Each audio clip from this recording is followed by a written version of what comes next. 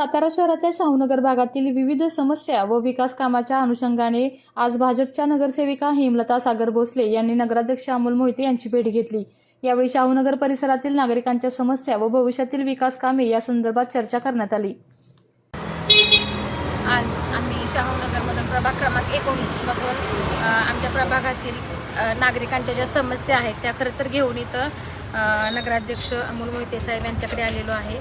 सगळ्यात महत्त्वाचं म्हणजे आपली मंगळाई कॉलनीचं एक आपण रस्ता आणि नाली याबाबतीचे इथं निवेदन दिलेलं आहे। खरं तर नागरिकांची अशी मागणी तर ॲक्च्युली नाला थोडा मंजूर झालेला आहे, 62 मीटरचा नाला मंजूर झालेला आहे आणि बाकीचा रस्ता मंजूर झाला आहे, परंतु सर्वच नागरिकांनी मिळून असं त्यांनी सांगितलेलं आहे की रस्त्यापेक्षा आता सध्या जास्त तिथं उतार असल्यामुळे नाल्याची खूप गरज आहे। त्याच्यामुळे सर्वप्रथम आम्हाला नाला करून द्यावा आणि त्याच्यातून राहिलं तर पुढे मग रस्ता कंटिन्यू करून द्यावा। त्याच बाबतीतलं नागरिकांचे आणि आपलं असं मिळून एक निवेदन अध्यक्ष महोदयांना दिलेलं आहे आणि नक्कीच त्याच्यावर पुढील सुधारणा किंवा त्याप्रमाणे करण्यात येईल असं अध्यक्ष महोदयांनी देखील सांगितलेलं आहे। त्याचप्रमाणे आता जो अर्थसंकल्प झालेला आहे त्याच्यामध्ये CCTV कॅमेऱ्याबद्दल अत्यंत भरीव तरतूद करण्यात आलेली आहे।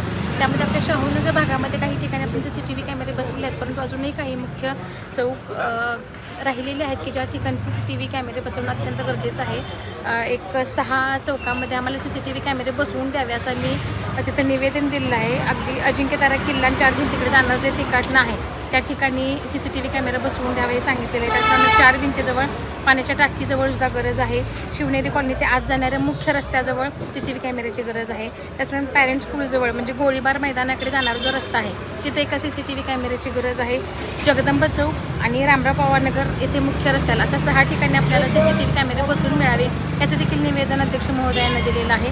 नक्की ते सुद्धा पूर्ण करण्यात येईल असं त्यांनी सांगितलेलं आहे। सगळ्यात महत्त्वाचं म्हणजे आपला शाहूनगर जो की त्रिशंकू भाग होता आता नगरपालिकेमध्ये मर्ज झालेला आहे आणि शाहूनगरमध्ये बऱ्याच ठिकाणी बऱ्याच कॉलनीमध्ये अशा जागा आहेत की त्या ठिकाणी विजेचे खांब सुद्धा नाही आहेत किंवा काही ठिकाणी ते विद्युत पोल आहेत परंतु त्या ठिकाणी लाईट नाही आहे।